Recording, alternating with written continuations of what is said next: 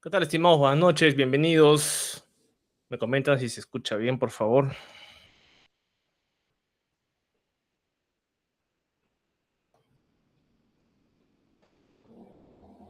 Sí se escucha, docente. Sí, se escucha, profesor. Listo, Buenas muchas noches. gracias. ¿Qué tal? Buenas noches, bienvenidos nuevamente a la asignatura Mecatrónica, modalidad semipresencial, bloque 2026, 10B. Sí. Bien, estimados, me presento. Mi nombre es Andrés Márquez. Yo soy el docente de la parte teórica del curso, porque van a tener un docente de la parte práctica, que es el ingeniero Alan García. Sí, Alan García. Bueno. Y bueno, lo que quiero que veamos primero es un poco de el sílabo del curso para que veamos qué es lo que vamos a hacer a lo largo de estas 8 semanas. Y bueno, no haya sorpresas y tengamos muy claro qué es lo que vamos a realizar, ¿no? Entonces, vamos a empezar con esta partecita.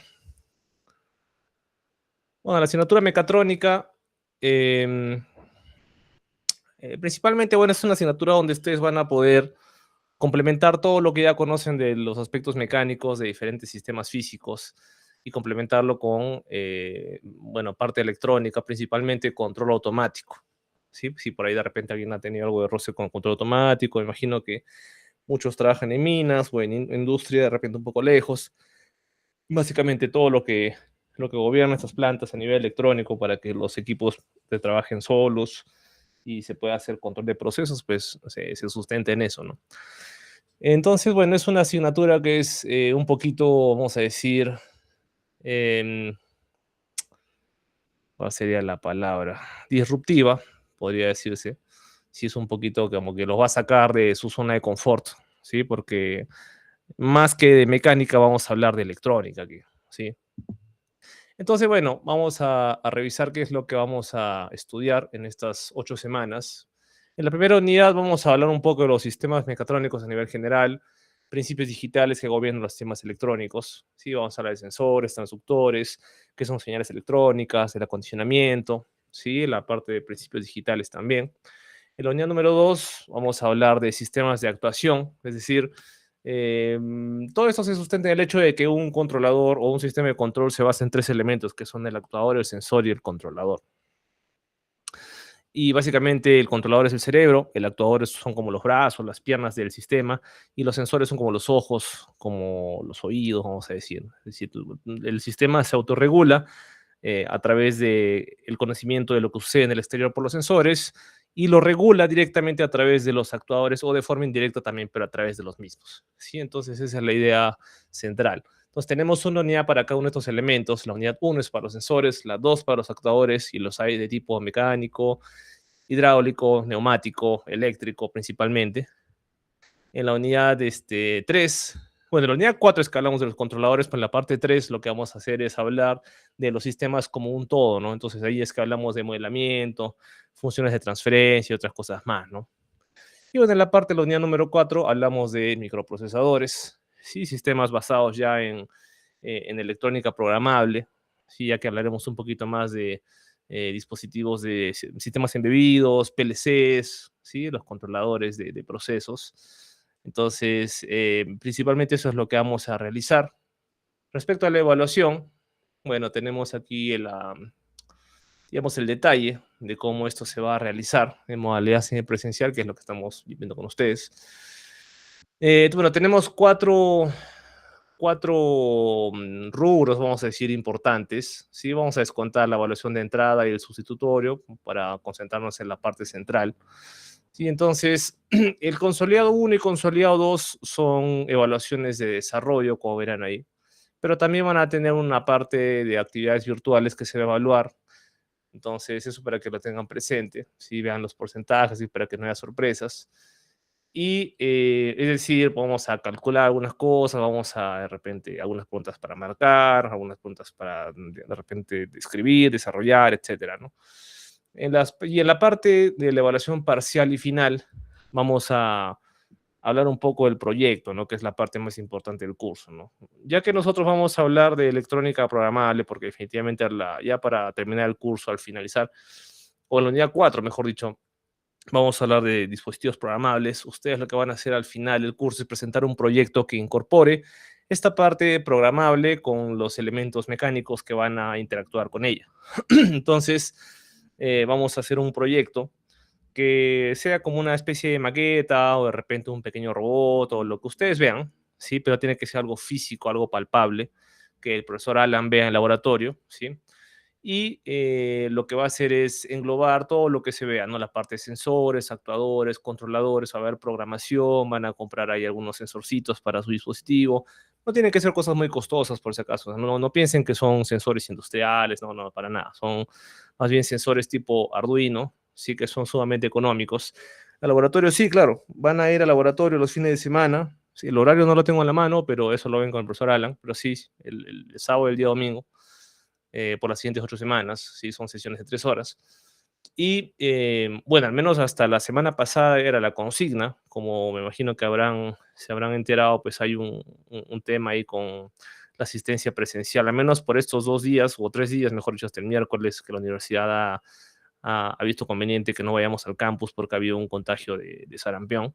Es un poco para que no haya una, una pequeña epidemia, vamos a decir, vamos a cuidarnos de esa manera, ¿no? Pero me imagino que de repente por ahí que se puede prolongar unos cuantos días más. Entonces ya, bueno, recibirá una comunicación de parte de la universidad, o si no, también de parte mía o del profesor Alan, ¿no? Sí, para el proyecto final, como les decía, es una pequeña maqueta o un pequeño robot, un desarrollo, un brazo robótico, no sé, depende de lo que vayan a implementar, ¿no? Con un controlador programable que podría ser, por ejemplo, un Arduino, que es lo que normalmente recomendamos, ya que son bastante sencillos de programar y son bastante accesibles económicamente. Y con algunos sensores y algunos actuadores van a plantear alguna solución a alguna problemática, ¿no? Que ustedes ya determinarán. Entonces, básicamente lo que se tiene que hacer es atender una ODS o varias, si fuera el caso, sería mejor. Y dependiendo del nivel de complejidad, la cantidad de sensores y la cantidad de actuadores involucrados, pues ahí la nota también estará, eh, digamos, estará en torno a ello, ¿no? Ahora, la implementación final del proyecto ya funcionando con la sustentación de vida y la demostración de laboratorio, eso es en la semana 8, en la evaluación final. Pero la evaluación parcial es a nivel de documento, qué es lo que se va a implementar, qué es lo que se va a armar, a nivel de un expediente, vamos a decir, que se respete cierto formato que está ya en el aula, en la parte de evaluación parcial. Entonces ustedes van a tener que revisar esa consigna desde ya para que tengan noción de qué es lo que se debe presentar en el parcial, ¿no? Porque si bien no vamos a tener en ese punto planos eléctricos, planos mecánicos o un programa ya desarrollado, deberíamos por lo menos tener el marco teórico de lo que vamos a armar, un diagrama de Gantt, ¿sí? Para hacer la planificación en cuanto a tiempos, un presupuesto estimado, ¿sí? Obviamente este trabajo es grupal, ¿sí? Por un tema ya de económico, un tema también de que el trabajo es relativamente, vamos a decir, demandante, ¿sí? Entonces, bueno, eso para que lo vayan teniendo presente, ¿sí? Entonces, sería muy bueno que vayan pensando qué es lo que van a armar. Definitivamente, este fin de semana ya todos tendrían que estar agrupados y ya para que se vayan poniendo de acuerdo qué es lo que van a implementar, ¿no? Sí, creo que alguien levantó la mano por ahí. Profesor, ¿cuántos integrantes van a ser? Bueno, depende de la cantidad de personas del grupo, pero de todo el salón, pero normalmente suele ser entre 3 y 4. Profesor, eso va a ser en lo que está diciendo es el examen final y el consolidado uno y 2 y parcial. ¿Van a ser examen escrito o así otra maqueta? Como dice el syllabus que estoy mostrando en pantalla, prueba de desarrollo. Eso es un examen. Ah, ok. Sí, Vale. esto lo dijimos hace un rato, imagino que has entrado recién, pero sí. Entonces es una evaluación escrita, ¿sí? Para que, bueno, que englobe en todos los temas revisados según la unidad que se está mencionando ahí, ¿no? Entonces, bueno, eso sería estimados en cuanto a la parte de la evaluación. La fórmula la tienen ahí en la parte de abajo para que puedan calcular cómo aproximadamente es esto. Claro que igual puede haber unos puntos más, puntos menos, dependiendo si hay participaciones positivas, negativas, porque si es que alguien participa en teoría o en laboratorio de forma exitosa, pues eso también se recompensa con algunos unos puntos extras, ¿no? Y de igual forma, ¿no? Si alguien no hace nada, está ahí rascándose, entonces también lo mismo, ¿no? Hay unos puntos menos porque tampoco no puede ser. Pero a grandes rasgos, la fórmula está en la parte de abajo y bueno, ya comentamos, ¿no? De qué se trata la evaluación. Sí. Profesor, yo en mi caso, trabajo en mina y tengo un régimen de trabajo y va a estar en unas fechas, pero sí coordina con el día del examen final. ¿Podría enviar mi rúbrica a usted y al profesor de presencial? Normalmente las evaluaciones son presenciales, entonces entendemos que muchos de ustedes trabajan, pero igual se requiere un porcentaje mínimo de presencialidad. Entonces, bueno, el tema del trabajo y bueno, la modalidad como tal, ustedes saben cómo se maneja, lo saben antes de matricularse a la asignatura, entonces en ese sentido no va a haber excepciones, ¿no? Y si es que alguien por ahí va a tener un problema con asistir a la evaluación, lo que podemos hacer, en el mejor de los casos, es adelantar la evaluación para la persona que tenga inconvenientes. Es decir, si tienes que problemas de repente para ir al final, pero vas a estar en la semana 7, pues das tu examen en la semana 7 y a la semana 8 ya no vienes, pues, ¿no? Por ejemplo. Ah, ya, ya. O también, pues, en este caso, ¿no? Esta semana no hay examen, la siguiente sí. Podría posponer para el día del parcial, por ejemplo, también, ¿no? O sea, es que son fechas fijas. El O C1 es sea, semana 2, C2, semana 6, parcial 4 y final 8. Pero digamos, si tú no vas a estar en ese examen, tienes que dar el examen antes. Nunca después. Ni siquiera un día después. Eso no está ah, permitido. chuta. Ya, ok, profesor. Lo voy a tener en cuenta, les envío mi rostro a usted, profesor, más de presencial. Lo que podemos hacer con el roster es el tema de la justificación de las asistencias. Eso sí es muy viable, pero digamos, la nota como tal de la evaluación, eso sí, si es que no estás en la evaluación es cero. Y eso, bueno, es para todos, ¿no? Espero que esté claro eso, no quiero tener sorpresas con nadie, por eso lo establecemos de forma clara desde el principio, para que prevean, ¿no? Para que prevean sus evaluaciones, sus fechas y con sus grupos también se pongan de acuerdo para que puedan trabajar adecuadamente, ¿sí? Hasta acá, estimados, ¿alguna consulta?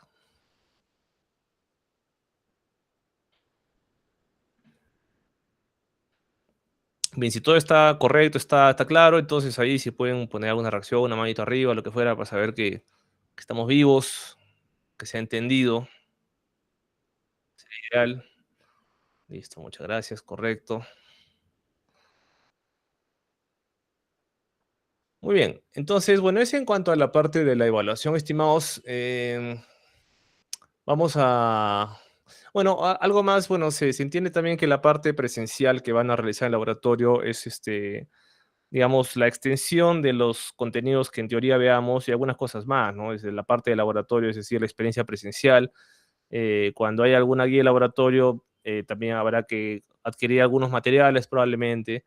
Bueno, lo que se les vaya a pedir son cosas realmente son muy económicas, ¿no? Son componentes electrónicos, ¿no? Un resistor que cuánto te vale, 3 por 50 centavos, algo así probablemente. Cosas así, ¿no? Entonces, de forma oportuna, entiendo que el profesor Alan ya lo comentará con ustedes para que no haya problemas y podamos prever, ¿sí? De antemano, sí les sugiero que puedan agenciarse algún simulador de circuitos electrónicos, ¿sí? Por ejemplo, he visto que muchos a nivel de teléfonos y tablets trabajan con el software Volt Sim.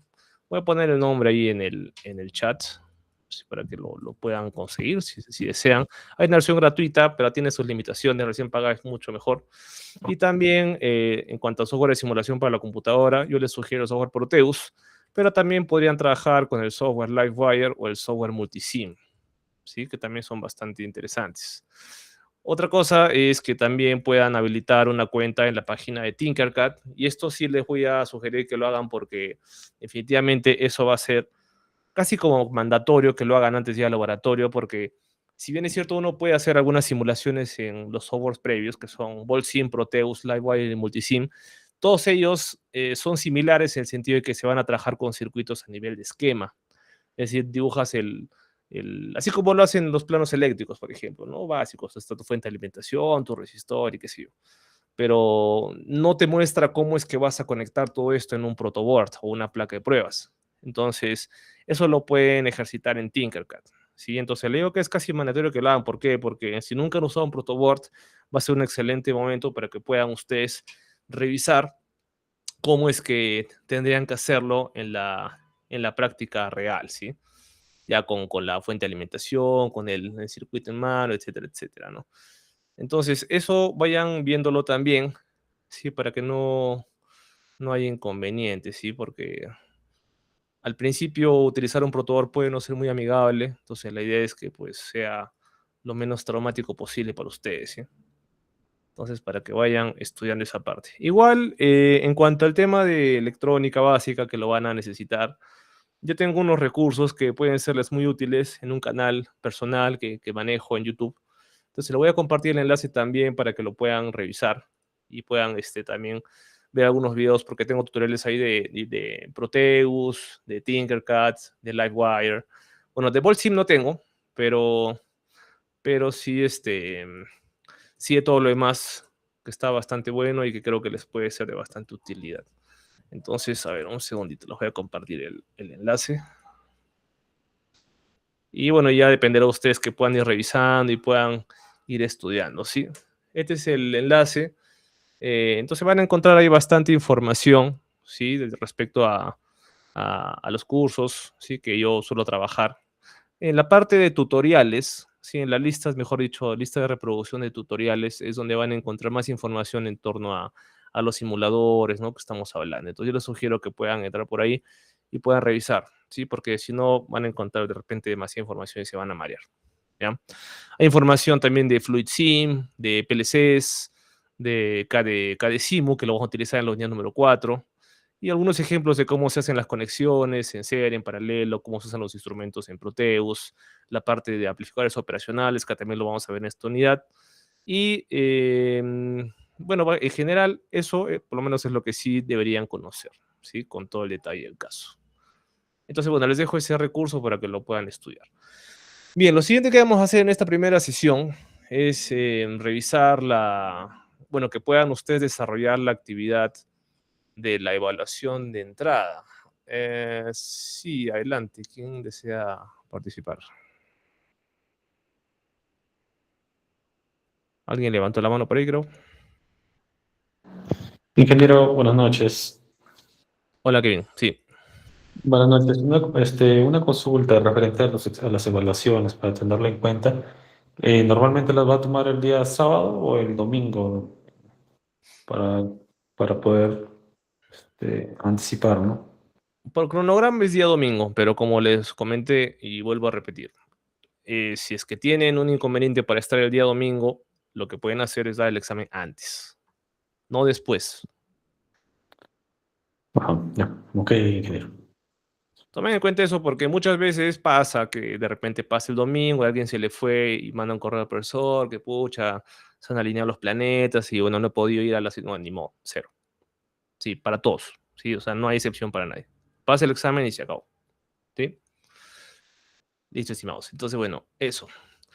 Ahora, bueno, como les comentaba, vamos a revisar ahora Vamos a realizar esta actividad de inicio que la tienen ustedes aquí en el aula virtual. Sí, está en la sección de presentación, si no me equivoco. Sí, presentación. Y van a encontrarlo como evaluación de entrada. Está por esta parte de aquí. Sí, justamente acá. Entonces, vamos a tomarnos unos 10 minutitos para hacer esta parte. ¿Sí? 7:23 continuamos con la parte teórica correspondiente a la sesión número 1. ¿Sí? Entonces, los dejo para que puedan hacer esa parte y continuamos en un rato.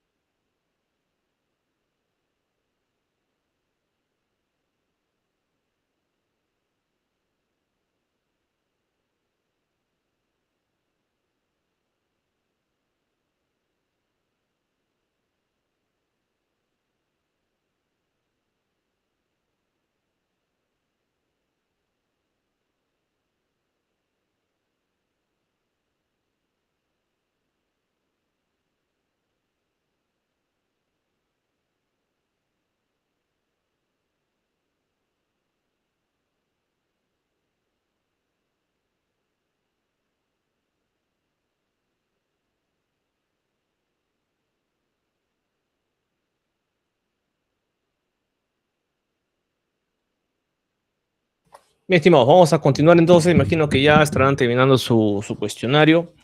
Vamos a empezar con el contenido de la unidad número 1. Entonces, un segundito. Sí, porque si no el tiempo nos gana, tenemos que aprovecharlo al máximo. Sí, además, imagino que ustedes están al tanto de que existe una carrera llamada Ingeniería Mecatrónica. Y básicamente nosotros tenemos la maratónica misión de hacer 5 años en 8 semanas. Así que bueno, vamos a ver qué ocurre. Entonces, ya está. Bien, entonces lo que vamos a hacer es empezar revisando un poco de los temas de esta unidad, ¿sí? Vamos a hablar un poco de electrónica el día de hoy. Entonces, la pregunta sería, para empezar, ¿qué se entiende por mecatrónica? ¿Qué opinan? A ver, los escucho.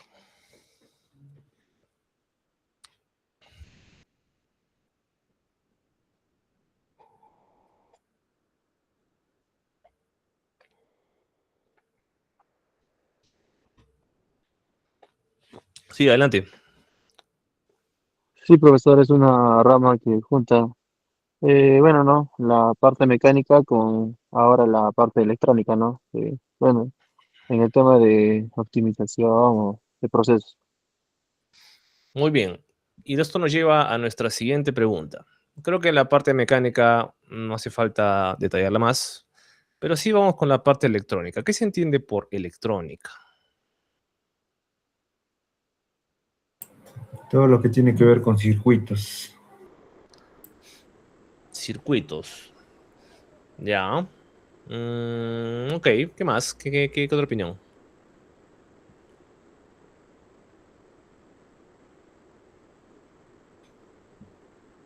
¿Qué tipo de circuitos?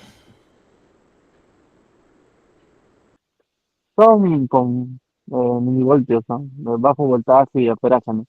Trabaja como controladores o como en parte del, sería como cerebros, ¿no? Y la parte mecánica sería la parte de fuerza, ¿no? Ujú, sí, eso a nivel general, correcto. Ahora, pero cuando hablamos de la electrónica como una disciplina, es decir, a veces suele haber un poco de confusión entre lo que es electricidad, bueno, entre electricidad y electrónica, mejor dicho. Entonces, ¿en qué momento un equipo deja de ser eléctrico y se convierte en electrónico? Por ejemplo, un motor trifásico, ¿será un equipo electrónico?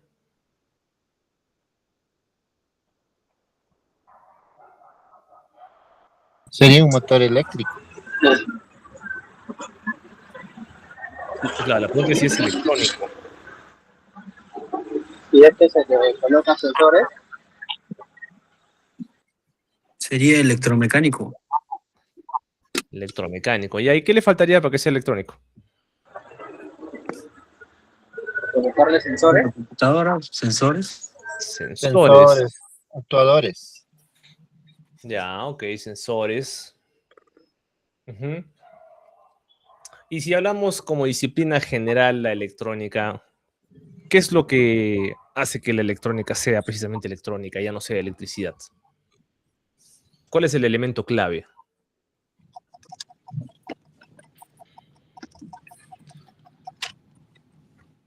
Que se pueda programar. Muy bien, ese es un punto, sí. De hecho, que se pueda programar es consecuencia justamente de este elemento clave. Porque la parte eléctrica no se puede programar, eso está claro.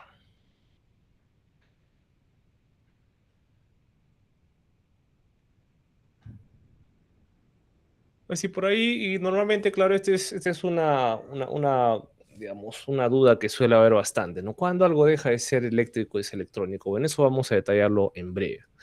Entonces, en esta sesión vamos a hacer un poco de los materiales semiconductores. Vamos a ver cómo funcionan las uniones PN o NP. Vamos a ver algunas ecuaciones y equivalencias propias del diodo, que es nuestro primer componente electrónico que vamos a analizar, y algunas aplicaciones de semiconductores. Entonces, vamos a empezar por aquí, ¿sí? La idea de esto es un poco poder meternos al tema de electrónica y poder poco a poco ir viendo la potencialidad que tiene esto, ¿sí? Bueno, esto lo contextualizamos en el hecho de que esto va a gobernar o estar presente básicamente en muchos equipos bueno, que hoy en día prácticamente no podemos dejar de usar, ¿sí? Lo que tienes, por ejemplo, en el bolsillo, cargando siempre el teléfono celular, si tienes un equipo electrónico, si estás viendo esta presentación, estás usando un equipo electrónico para poderlo observar, para poderlo escuchar. Cuando ves, por ejemplo, no sé, Netflix o YouTube, Internet, cuando usas Internet, el Wi-Fi de tu casa funciona con equipos electrónicos, ¿sí? Eh, entonces, en general, prácticamente está en todo lado. Entonces, es algo de lo que hoy en día ya prácticamente ya no podemos escapar. O sea, está ahí para quedarse y no hace sino mejorar con los años, se hace cada vez más chiquito, más poderoso, más potente, más rápido. Entonces, eso es algo muy bueno, por supuesto, porque ahora ya incluso con la aparición de cosas como la IA y otras herramientas disruptivas, pues esto va a hacer bueno, la experiencia para el usuario sea 1000 veces mejor de lo que era hace mucho tiempo, ¿no? Claro, hoy en día puedes tener en tu palma un teléfono que hace las veces de grabadora de audio, filmadora, cámara fotográfica, puedes tener ahí la opción de mandar un correo, un teléfono, o sea, puedes hacer N cosas, que antes, por supuesto, era un sueño. Y hoy en día, pues eso, si bien nos trae mucho confort, también precisamente eso puede ser algo muy malo, que nos traiga mucho confort, porque uno también con el confort es excesivo se adormece, ¿no?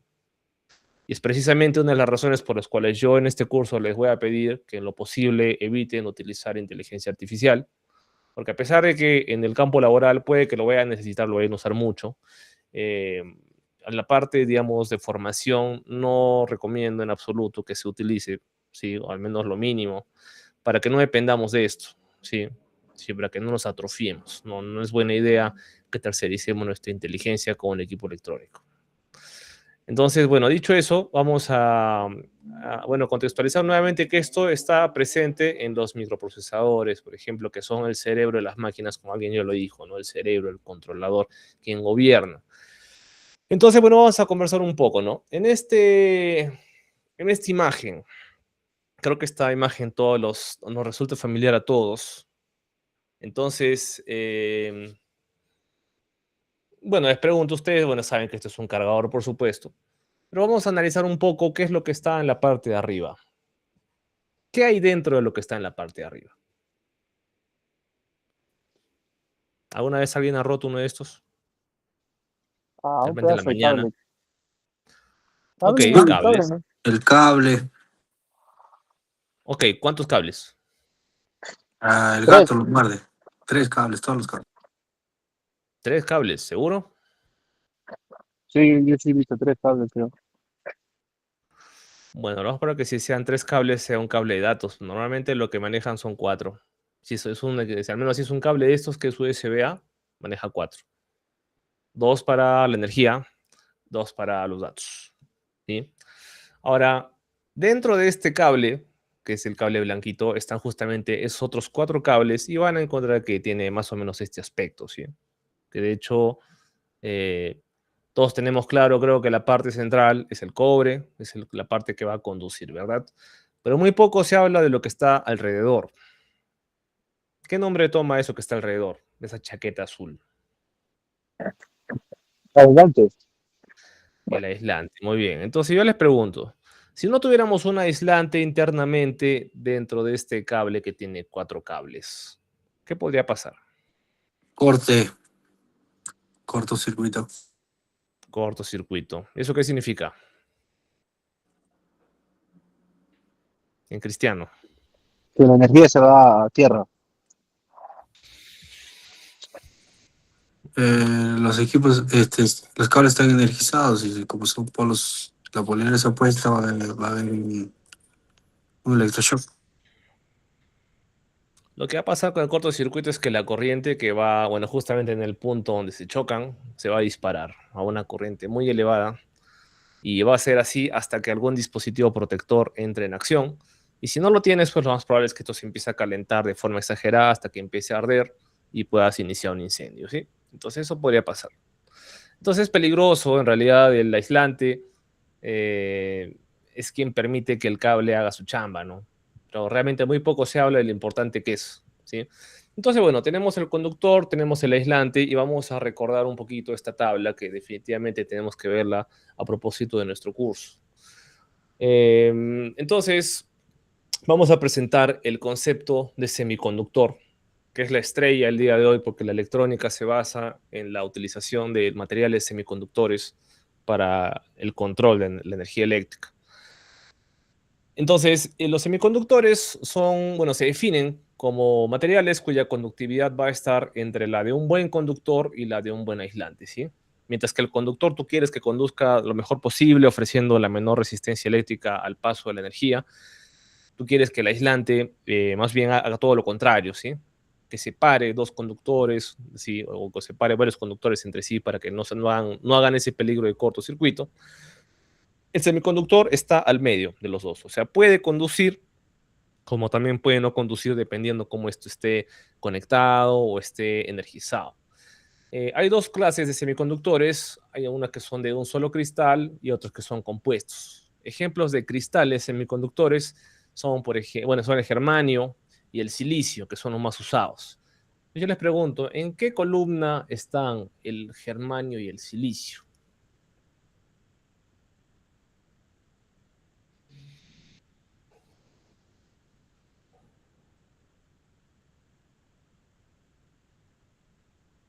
Catorce. En la columna que dice 14, ¿verdad? Tenemos ahí el SI y tenemos el GE. ¿Y qué significa ese número 14 que tenemos el SI y el 32 del GE? ¿Cómo se llama ese número? Número atómico.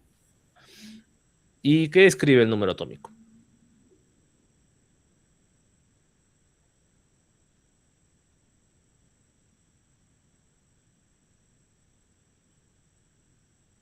Bueno, un poco ir recordando la química del colegio, ¿sí? Número atómico. Bueno, el número atómico nos va a decir cuántos electrones va a tener un material, un elemento en este caso, ¿no? En sus órbitas, en las diferentes órbitas alrededor del núcleo, según el modelo de Niels Bohr, que ya data de hace sus buenos años. Entonces, bueno, el silicio y el germanio, el ejemplo es de cristal, y hay otros compuestos que pueden ser el arsenuro de galio, el sulfuro de cadmio, nitruro de galio, fosfuro de galio y arsénico, o fosfuro, perdón, de galio y arsénico, etcétera, ¿no? Hay otros más que también pueden funcionar como semiconductor. Bueno, algo que vamos a decir sobre la tabla solamente para recordar es que la tabla periódica se separa por unas columnas. Por ejemplo, esta es la columna, vas a decirle 1, esta es la columna 2, esta va a ser la columna 3, y así sucesivamente, ¿no? 4, 5, 6, 7, ¿no? Este es 6, 7 y la columna 8. Este número nos va a decir, nuevamente citando a Bohr, cuántos electrones va a tener cada elemento en su órbita de valencia, que es la más externa, ¿sí? Entonces, en este caso, el silicio y el germanio, ambos van a tener 4 electrones. Ese es un dato importante porque lo vamos a necesitar en breve. Ahora, según el modelo de Bohr, que fue propuesto hace ya más de 100 años, es decir, en el año 1913, se propuso que el electrón, o mejor dicho, el átomo, estaba formado por un dosel en dos partes, ¿no? El núcleo, que es la parte central, y las órbitas con los electrones dando vueltas alrededor del núcleo. Entonces, la capa más externa, es decir, la órbita más externa de todas es la órbita de valencia, es la que se va, o la que va a interactuar con átomos próximos, ¿sí? Para formar un cristal, por ejemplo. Y, bueno, la energía que va a ser necesaria para poder remover un electrón de esta estructura atómica va a ser menor en esta capa. Si necesitarías mucha más energía para sacar un electrón de las capas internas que de la externa. Por eso es más fácil que interactúe justamente la órbita de valencia, ¿sí? Y otra cosa importante que es bueno recordar es que se tiene la regla del octeto, que es una tendencia de los átomos a ganar, perder o compartir electrones para poder lograr 8 electrones en la capa de valencia. De esa forma, el material adquiere estabilidad, ¿sí? Y otro tema importante que vamos a ver en breve es el tema de los enlaces, ¿no? Hay diferentes formas mediante las cuales los átomos se enlazan a nivel electrónico. Y el enlace covalente es una de ellas, que es un enlace donde los átomos van a compartir electrones con otros átomos que están alrededor. De esa forma buscan lograr su estabilidad a través de la regla del octeto.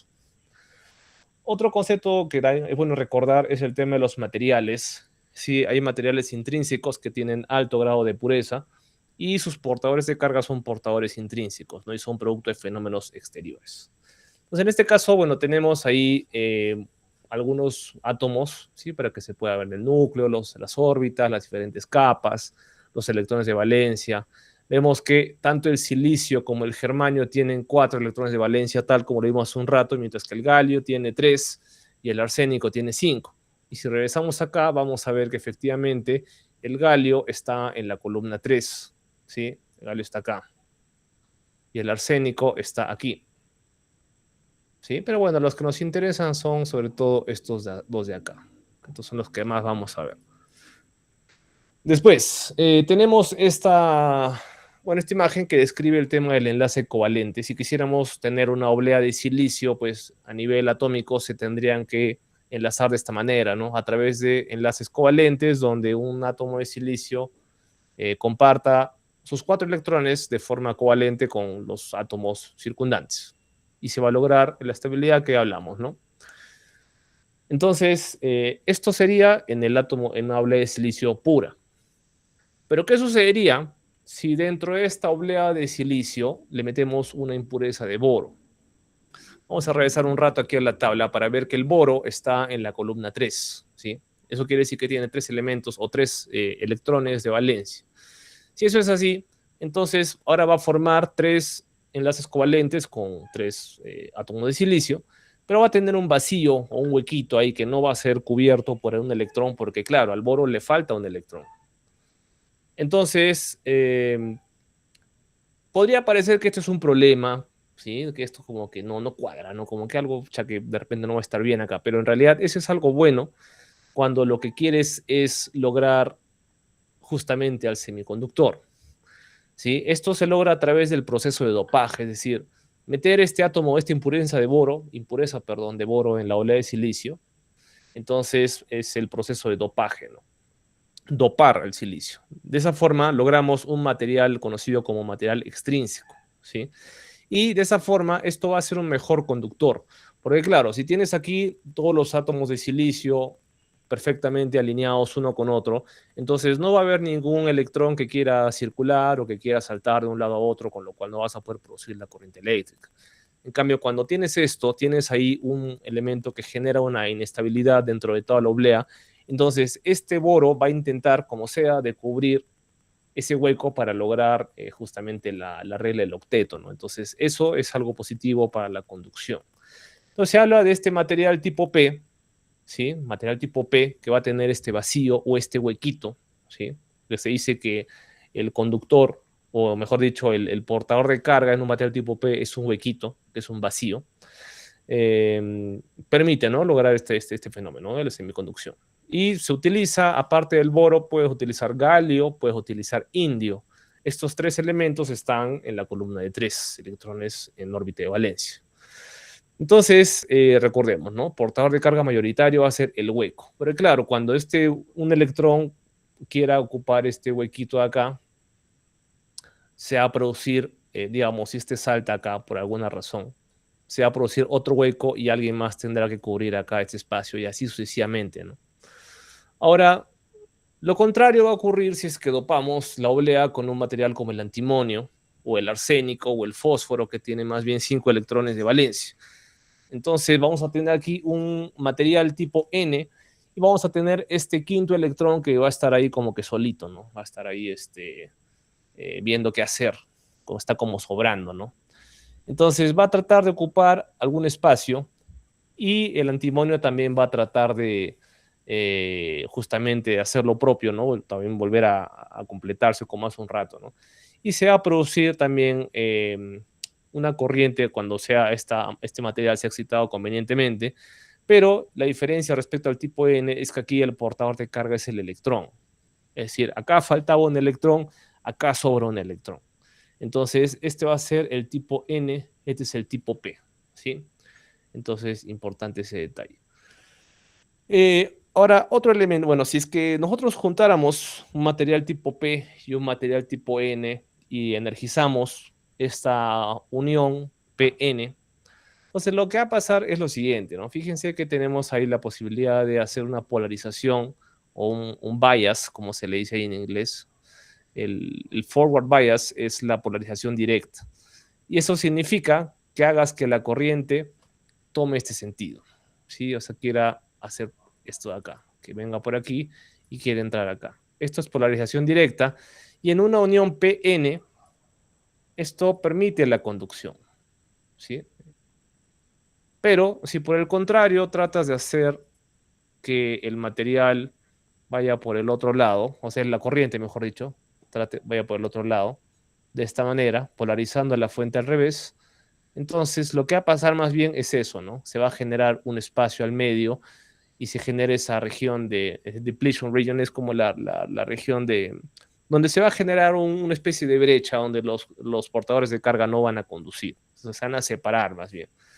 Entonces, esto depende, como les digo, de la forma como la fuente de alimentación se conecta. Recuerden que la fuente de alimentación en un circuito de corriente continua, en este caso, tiene este comportamiento, ¿sí?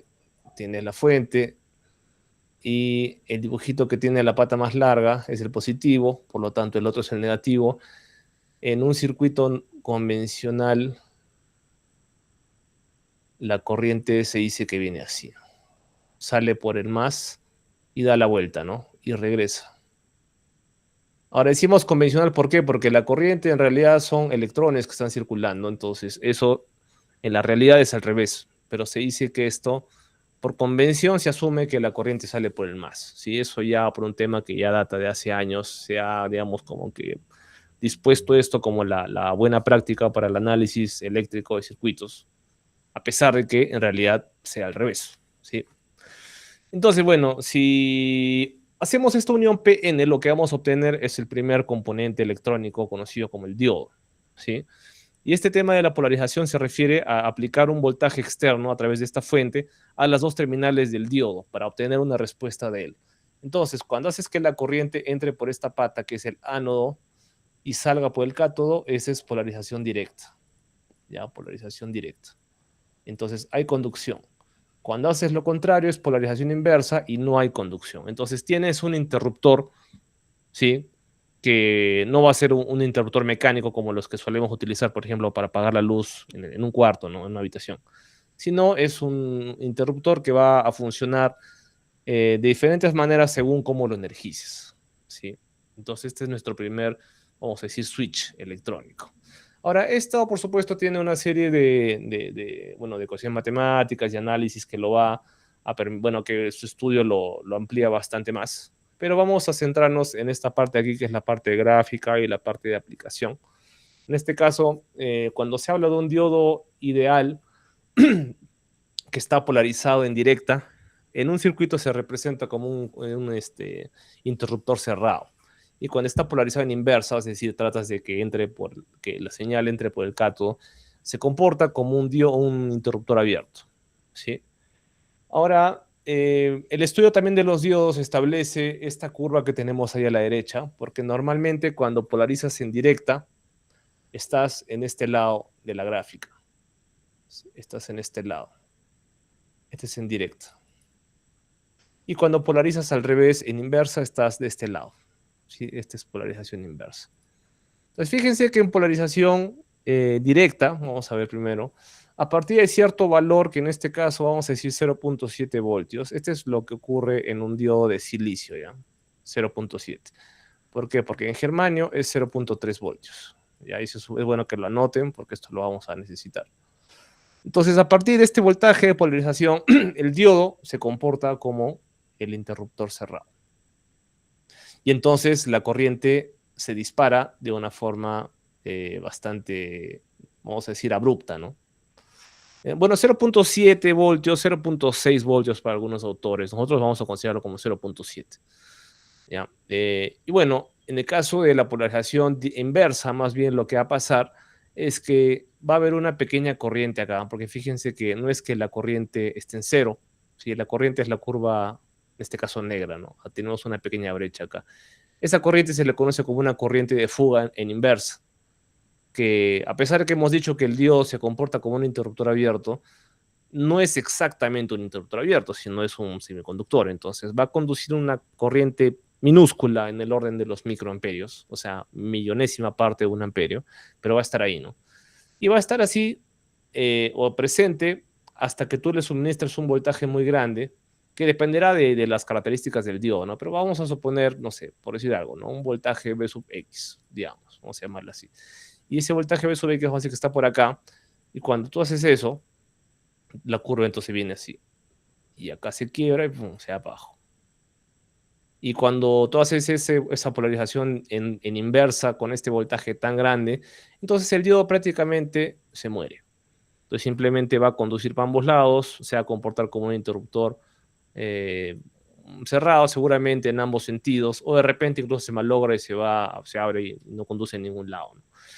Entonces, no porque digamos que en reversa se comporta como un interruptor abierto, quiere decir que le puedes meter cualquier voltaje en inversa y lo va a aguantar. Como tampoco sería correcto decir que en directo le puedes meter cualquier voltaje positivo de 100, 1000, 10.000 voltios y el diodo va a aguantar. Tampoco es así. Hay unos límites que están establecidos por ficha técnica, como lo es así en cualquier equipo electrónico, eléctrico, ¿no? Entonces eso también se estudia, ¿no? Pero digamos que en líneas generales, en inversa, la corriente es tan pequeña que vamos a decir que es prácticamente cero, ¿sí? Y en directa, como interruptor cerrado a partir de 0.7. Ojo, es a partir de 0.7, es decir, si el voltaje con el que alimenta su circuito es menor a esto, o el voltaje que, mejor dicho, aparece en los bornes del diodo no excede este valor de umbral, entonces estás en esta región de aquí, donde todavía el diodo no está realmente conduciendo. Entonces está como que a punto de, pero no. ¿Sí? Entonces la corriente está ahí como que aguantada todavía, no llega a salir a la carga adecuadamente. ¿Sí? Hay que vencer ese umbral.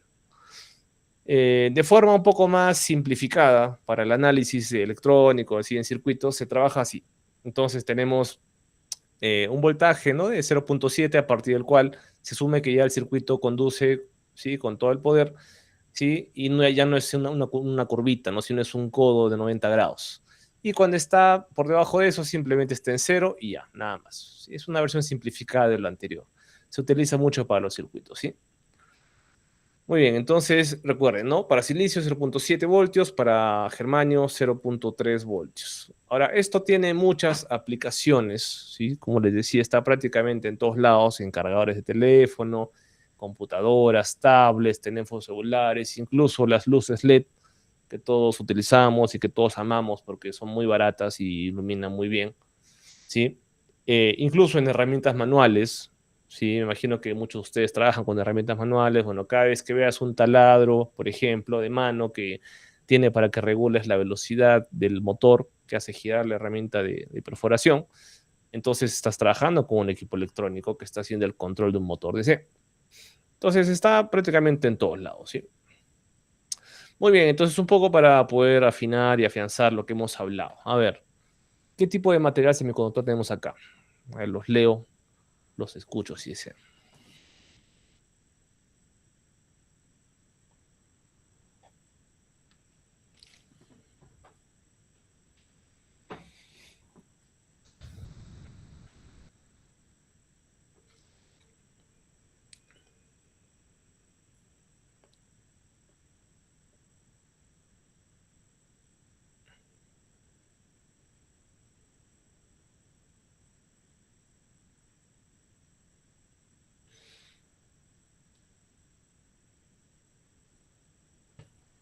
No, no es germanio, porque si fijamos en los elementos que tenemos acá, los átomos, silicio, silicio, silicio, todos son silicios, excepto este acá, como dice acá, es antimonio, ¿no? Recuerden que los materiales semiconductores están compuestos, ¿no? De un material de un átomo o elementos de la capa 4 o de la órbita de la columna 4 y un material dopado, ¿no? Y hay dos tipos de semiconductores.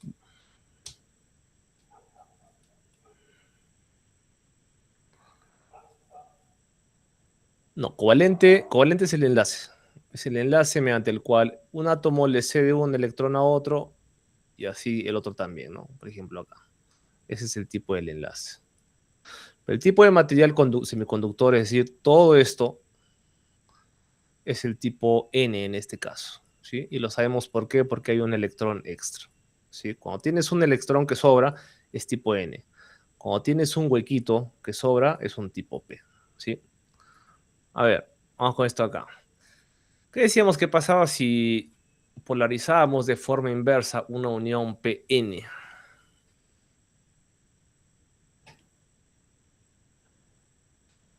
O sea, un diodo.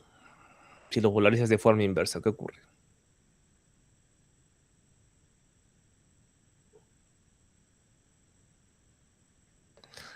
Claro, se forma una brecha, o sea, no hay conducción. Muy bien, se forma esta brecha, ¿no? El depletion region. Entonces, no conduce. Solamente cuando es polarización directa, ¿sí? Cuando es reverse bias o con polarización inversa, no conduce. Muy bien.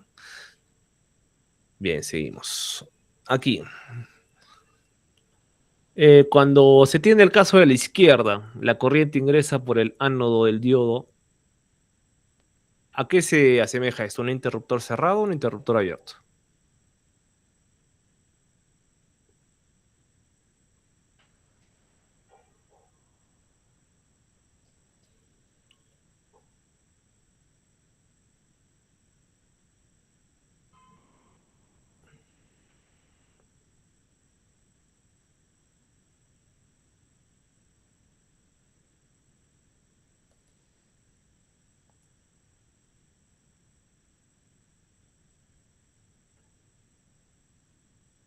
Bueno, los ayudo. Esta es así. Si está como de la izquierda, es como un cerrado. Por lo tanto, el de la derecha es como un interruptor abierto, ¿sí? Muy bien. Y vamos con una acá. A ver. Bueno, esto lo vamos a ver en un rato de una simulación. Pero igual la vamos comentando porque ocurre. Bueno, lo usamos muchísimo. Sí, se usa muchísimo en fuentes de alimentación, en cargadores de computadora, de teléfono celular. Entonces, si tú le proporcionas esto a un diodo, lo que vamos a obtener a la salida es lo que tenemos aquí. ¿Sí? Muy bien. Entonces vamos a hacer un pequeño break para mostrar justamente eh, un poco de, vamos a decir, un poco de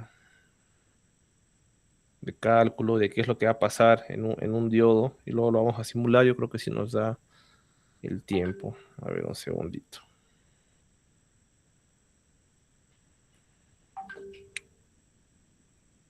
Muy bien. Ok, entonces tenemos, vamos a plantear acá un circuito, ¿ya? Vamos a tener acá una fuente de alimentación. Vamos a colocar acá un resistor con un diodo. Esto va a ser, vamos a decir, se llama R. Va a ser de 100 ohmios. Este va a ser un diodo 1. Bueno, R1 vamos a decirle, diodo 1. Y va a ser un diodo de silicio. Y vamos a tener una fuente de alimentación E de 9 voltios. Entonces, la pregunta es, en esta configuración, ¿este diodo conduce o no conduce?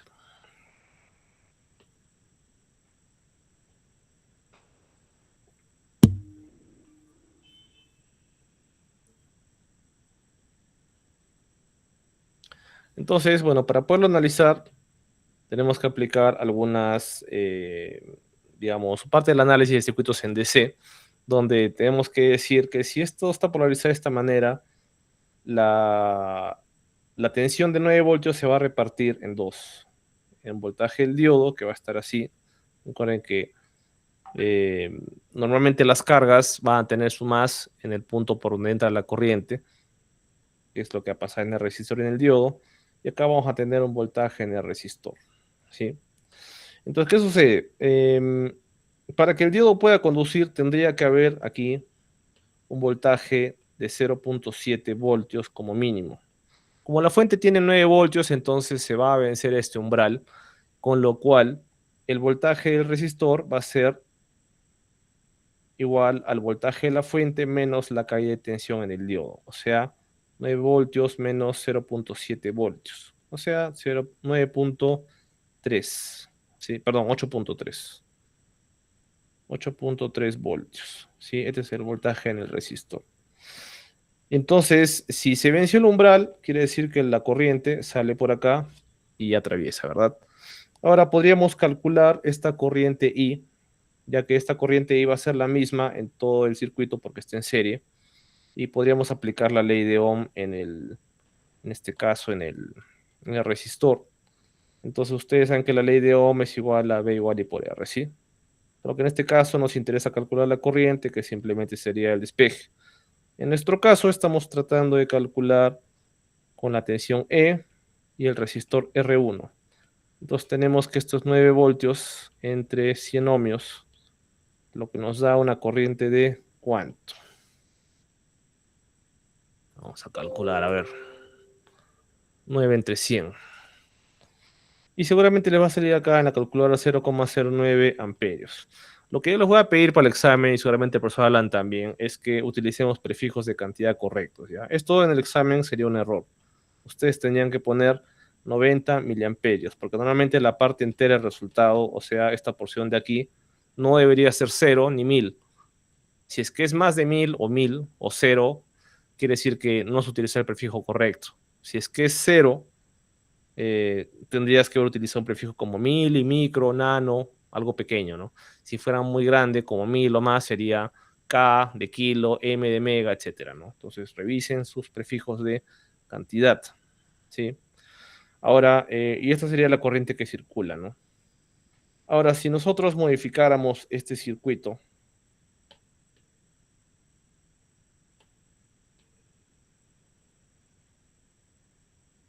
lo vamos a colocar acá.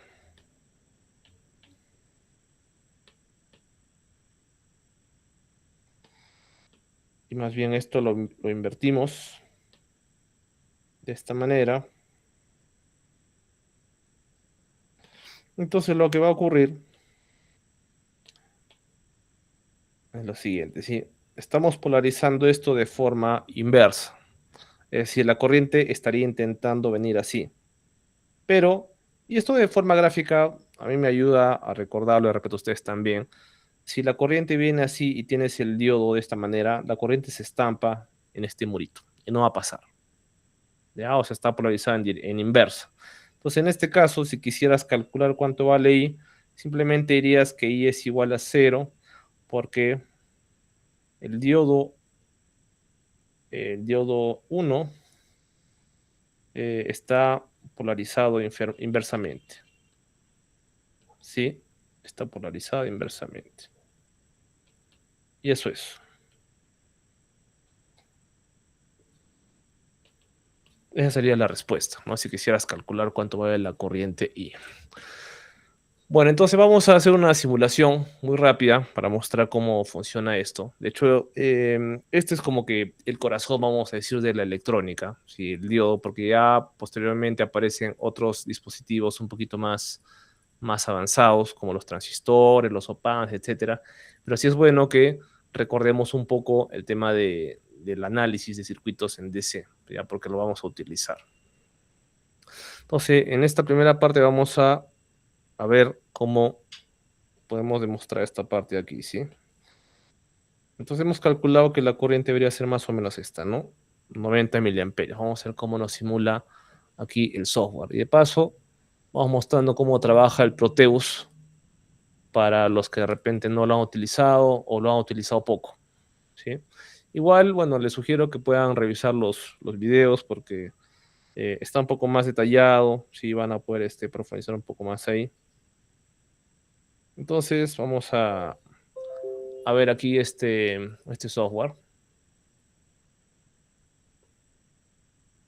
Bueno, el Proteus, bueno, el Proteus también lo tenemos por si acaso en el campus, entonces si lo consiguen, pues sería bastante ideal porque en campus lo usamos. Y si no, en el campus lo harán con las computadoras de laboratorio, no con el profesorado. Entonces, bueno, veamos. Proteus, creamos un proyecto aquí con la hojita. Vamos a ponerle un nombre. Aquí bueno, esto te abre el asistente del proyecto, el nombre del proyecto, vamos a ponerle acá, no sé, sesión 1, ejercicio 1, ¿sí? Puedes elegir una ruta si deseas, vamos a ponerlo aquí en el escritorio para no hacernos problemas. Y simplemente acá, bueno, esquemático por defecto, sin PCB, porque esto también te sirve para hacer PCBs, no firmware project y listo, finish. Ahora, para buscar los componentes en Proteus, vamos a venir aquí a este menú de componentes, letra P, vamos a buscar el resistor. Es un resistor genérico porque hay muchos resistores, pero yo prefiero utilizar este acá para no complicar. Y luego el diodo, sí, un diodo genérico también, este acá, un diodo genérico para que no hacernos problemas. ¿Sí? Muy bien, entonces, la fuente de alimentación, vamos a sacarla aquí, VSource, que es la fuente de corriente continua. Y simplemente le haces clic acá y lo pones, ¿no?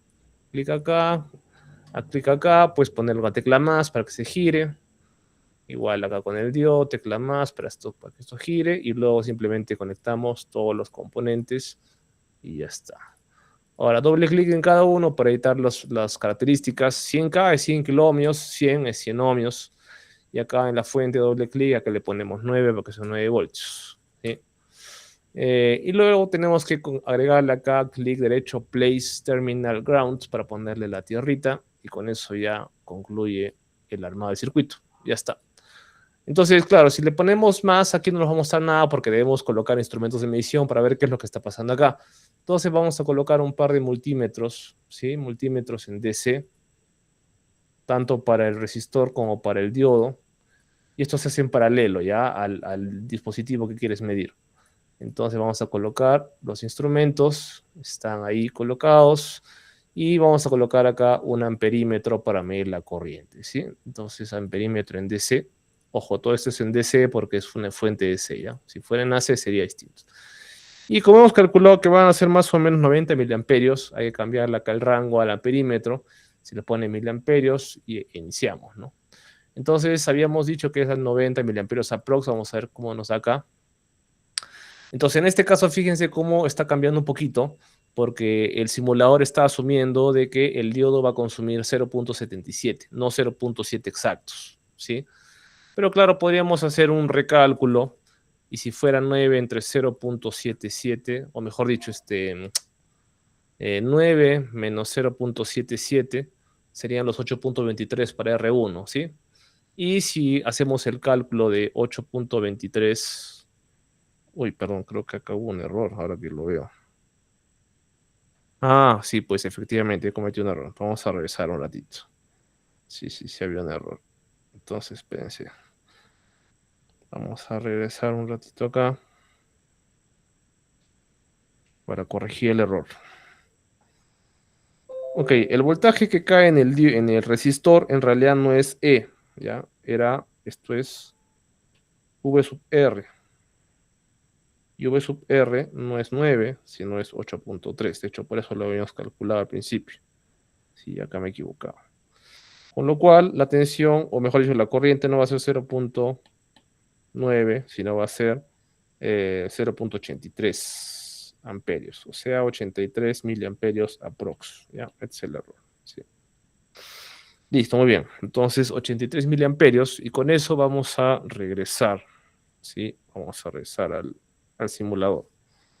Y como ven, efectivamente damos con algo de 82.3, que es muy cercano a los 83 que hemos calculado previamente. Entonces, con esto corroboramos que realmente es lo que estamos pensando, ¿sí?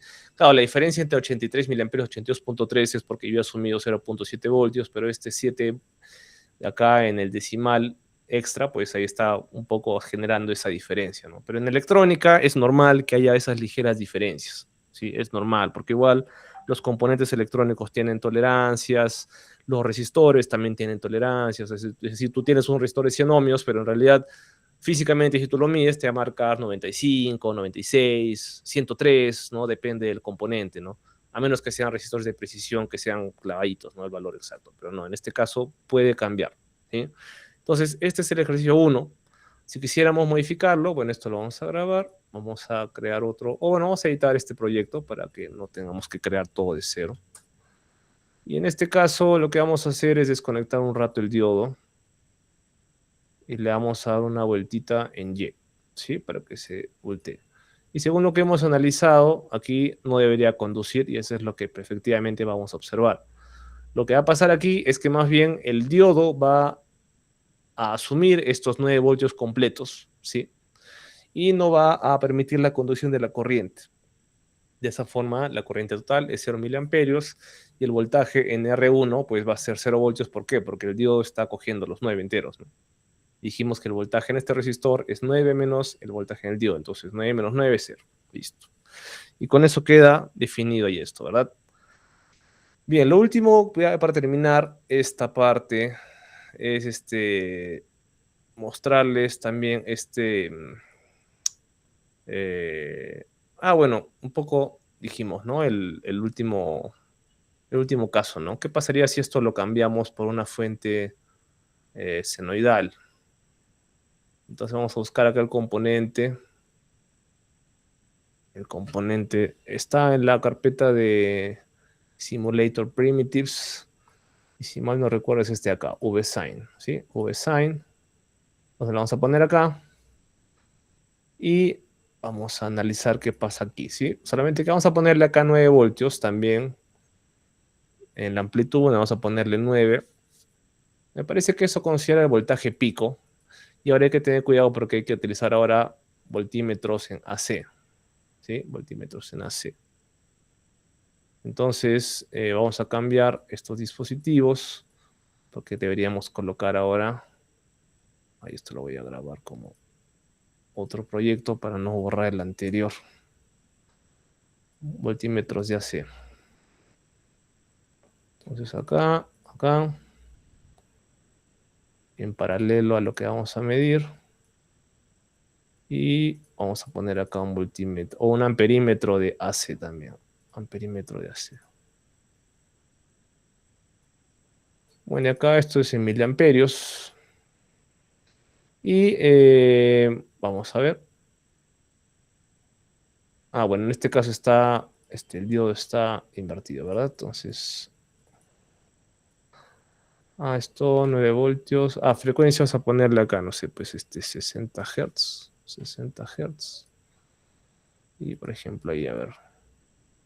Ya, 60 Hz. Y bueno, en este caso el diodo, cuando está en la corriente alterna, no interesa porque en realidad como está, va a consumir también una parte de la onda, que lo vamos a ver mejor gráficamente, ¿sí? O sea, ahí tenemos algunos valores, pero esto se comprende mejor cuando ponemos, por ejemplo, esto, ¿sí? Vamos a poner acá un osciloscopio. Vamos a medir cómo va la tensión.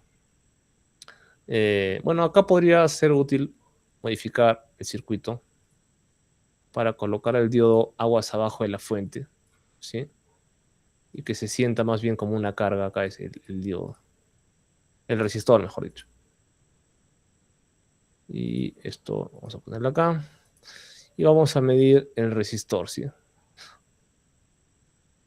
Vamos a medir la fuente, mejor dicho, primero, y luego el resistor. Y con eso terminamos. Entonces, veamos. Bueno, se puede ver ahí que hay algunas cuestiones. Obviamente, hay que afinar el simulador para que no se muestre así. Entonces, en esta parte voy a agrandar un poco esta imagen para que se vea en todo su esplendor.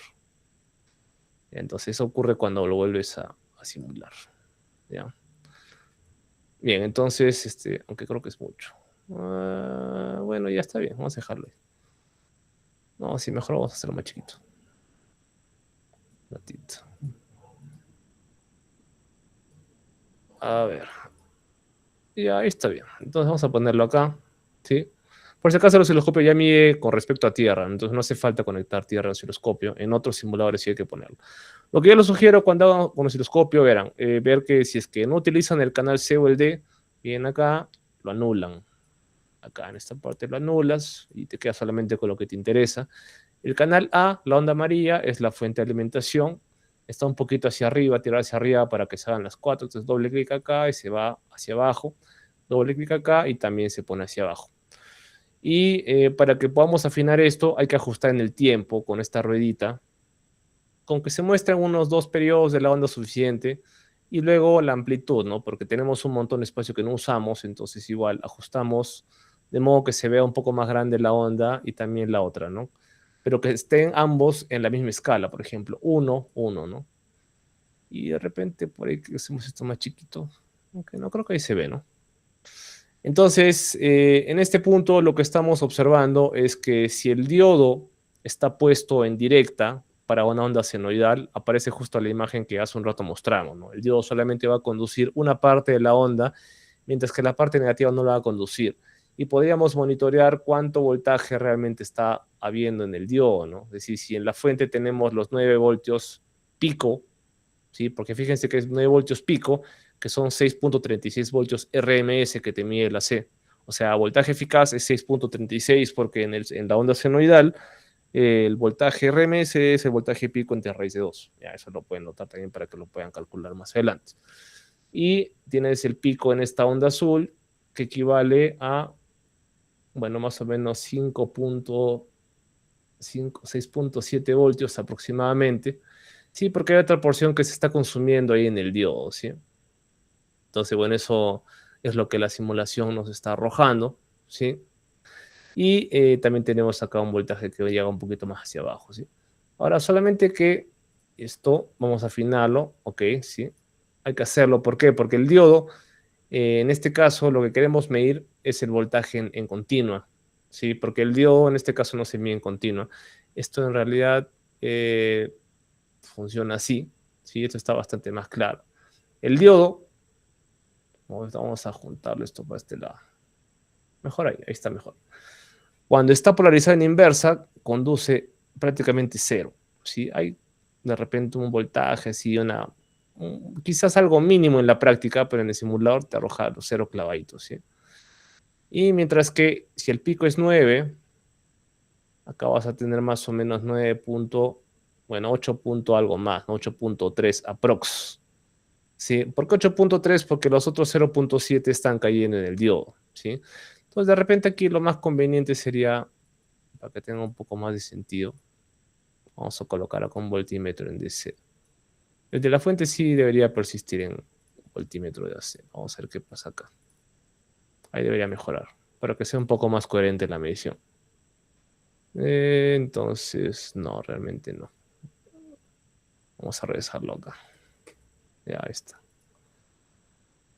Entonces dirán, bueno, ¿y por qué me sale 4.62? ¿Por qué 3.93 si veo que acá mi pico está un poco más alto y esto, ¿no?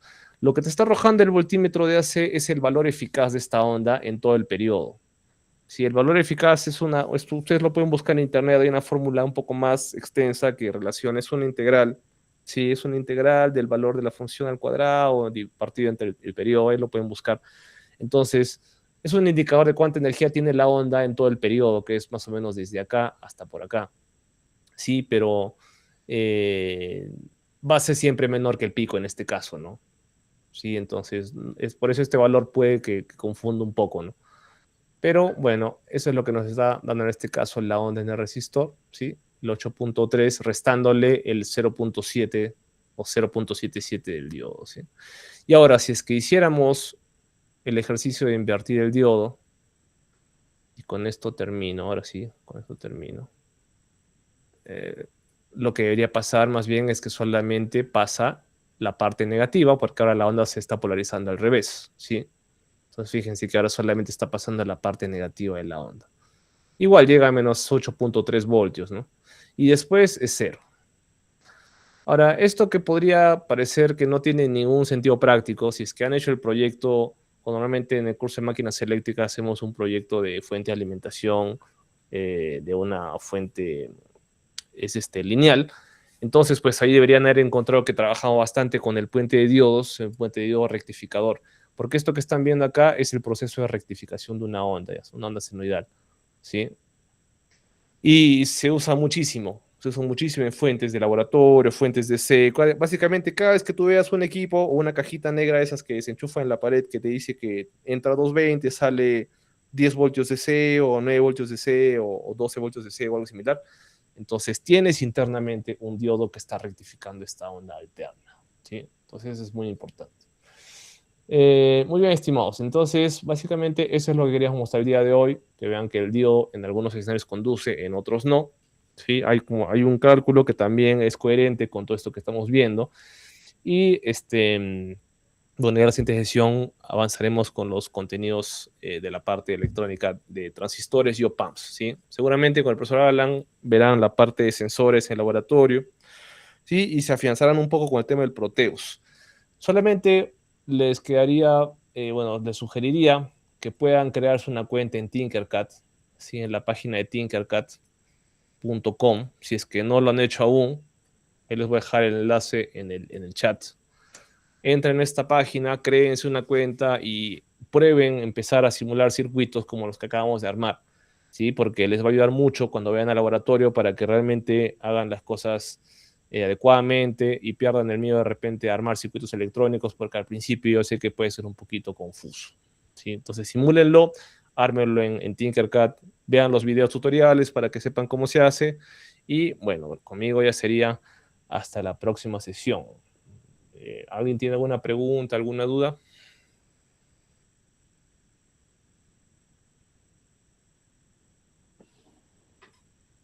Profesor, disculpe, ¿el sábado va a ser en laboratorio? Sí, correcto. A menos que la universidad determine que no por el tema del contagio de sarampión y esto, pero hasta lo que tenemos planeado, sí, debería ser en el laboratorio. ¿Se tiene que llevar algo en específico para poder entrar? La bata, lleva tu guardapolvo y bueno, si alguno está enfermo de algo, pues lleva su mascarilla, ¿no? No, nada más, solo eso. Bata y guardapolvo. Bueno, el guardapolvo o el mandil, ¿no? Que es lo mismo. Sí, normalmente para laboratorio utilizamos esa batita azul, ¿sí? Y con eso no hay ningún problema. No hace falta zapatos de seguridad y eso hasta ahora tengo entendido. O sea, no se preocupen por ese lado. Bien, estimados, siendo las 8:30, concluimos entonces. Nos vemos la próxima sesión. Que tengan buena noche. Hasta la próxima semana. Chao, chao. Gracias, profesor. Buenas noches. Ingeniero, ¿va a tomar lista, ingeniero? No, la lista la voy a sacar del reporte que me bote el Google. O sea que si han estado un buen tiempo, no debería haber problema. Si han ingresado hace 2 minutos, pues así es como lo que no hubieran estado. Ok, ingeniero, gracias. Listo. Chao, chao.